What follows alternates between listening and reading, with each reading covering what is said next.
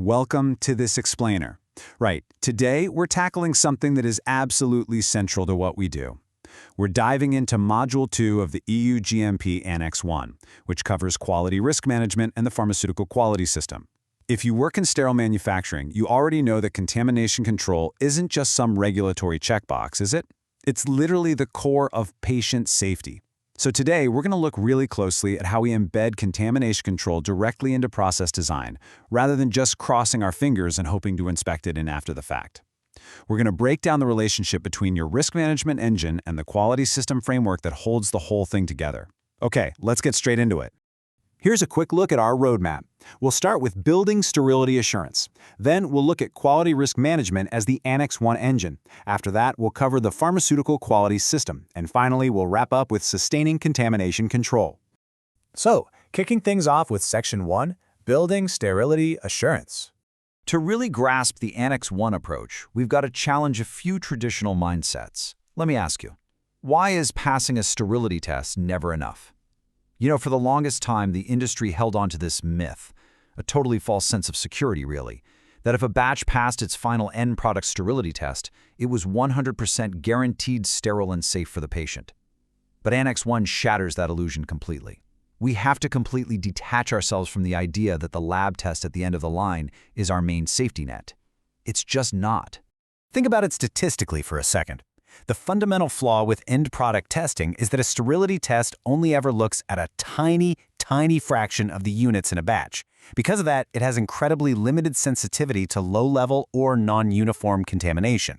I mean, if just one single vial in a batch of 10,000 is contaminated, what are the odds your test actually picked up that specific vial? Practically zero, right? Now flip that and look at true sterility assurance. This isn't a test, it's a state of control. It's built by design from the ground up.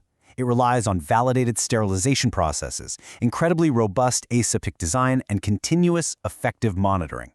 So ultimately, sterility assurance is the overall confidence built from design and controls that a product is sterile. And pay close attention to that second part. It is never proven by end product testing alone. This is a core mantra we all have to internalize. Assurance is built, it's not tested. You absolutely cannot test quality into a product, and a passing end product test can never rescue a process that wasn't fundamentally in control to begin with. The burden of proof? Well, that sits entirely with your design, your qualification, and your process monitoring. Moving on to Section 2, Quality Risk Management, which is really the engine of Annex 1.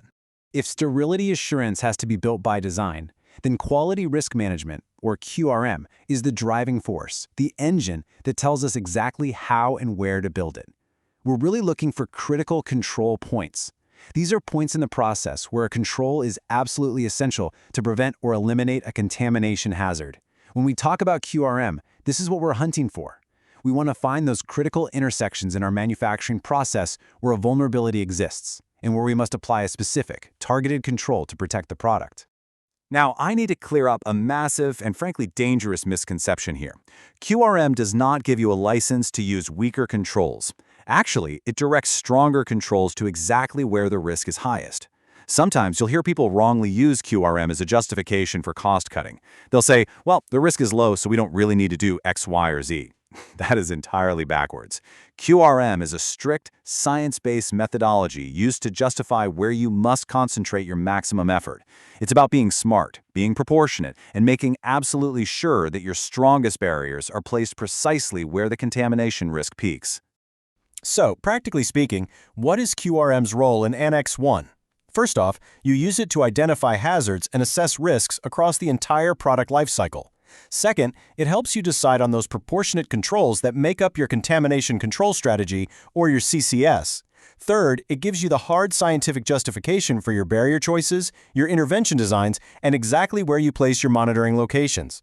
And finally, it demands that all these science-based assessments are thoroughly documented and constantly revisited as you gather more data. QRM is the engine that literally turns your theoretical process understanding into defensible, real-world controls. Let's move to Section 3, the Pharmaceutical Quality System. Okay, so we have our engine, QRM. But an engine needs a chassis, doesn't it? It needs a structural framework to actually operate within. And in our world, that framework is the PQS. The PQS operationalizes the contamination control strategy. Think of it this way. While the CCS is your big overarching strategy for preventing contamination, the PQS is the living, breathing system of daily operations that ensures that strategy actually happens on the shop floor. It's the mechanism guaranteeing that every single element in your organization demonstrably supports sterility assurance. Let's look at the specific elements of the PQS that are most critical to sterile manufacture. First up, we absolutely need robust design and qualification of our premises, equipment, and utilities, and, crucially, their lifecycle maintenance.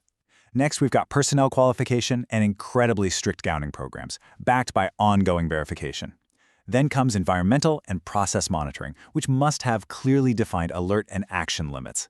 And finally, we have the feedback loops: investigation, CAPA, and change control. These aren't just administrative hurdles. They're the vital organs of the PQS that feed directly back into the CCS to keep it alive and relevant. Which brings us nicely to Section 4, Sustaining Contamination Control.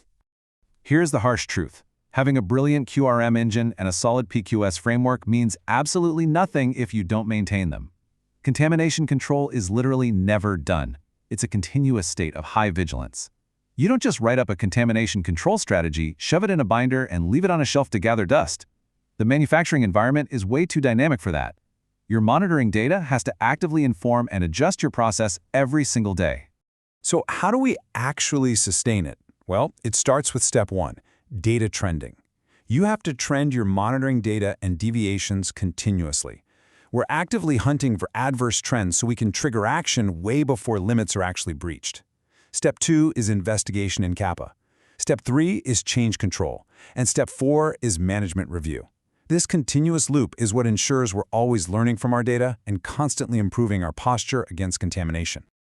Let's zoom in on steps 2 and 3 for a second, because they are just that crucial.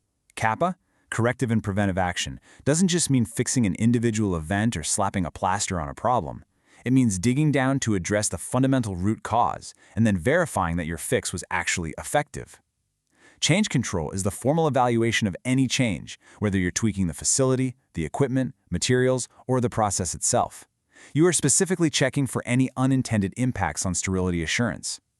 Together, these two functions basically act as the immune system of your PQS, fighting off unintended consequences and eliminating underlying vulnerabilities.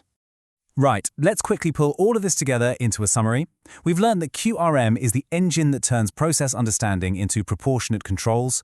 We covered the vital lesson that sterility assurance has to be built by design and monitoring. It's never proven by end product testing alone.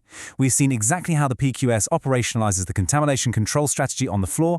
And lastly, we discussed how all of this is sustained over time through rigorous data trending, CAPA, change control, and management review. When these elements all interlock, they create an absolute fortress of sterility assurance.